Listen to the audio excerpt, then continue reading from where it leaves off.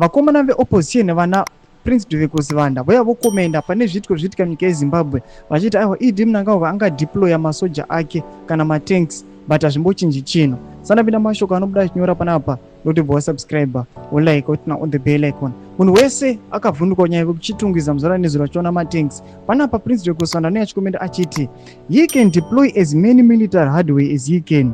He can arrest and detain as many of us as he can. He can threaten harm and death as he wants. He remains illegitimate.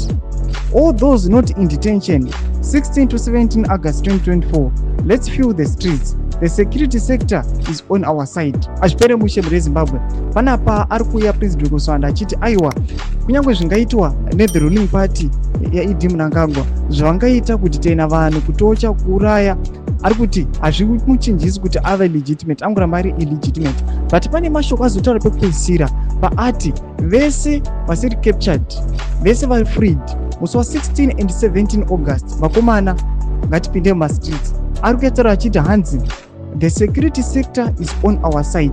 Ndo mashoko ataura achiti aiwa security sector vachange vainayo ameno kuti which security sector pamwe vari kutemba nekuti SADC inenge iripo saka pana zvavangaitiwa nethe regime. Tudze mafunguro enyu tichiona aiwa panapa tiona vanhu opposition vachiti ngatiencourageanai kuti musi wa16 to 17 tipinde mumastreets. Ndina comment section yedu mafunguro ako, so subscribe like, turn on the bell icon.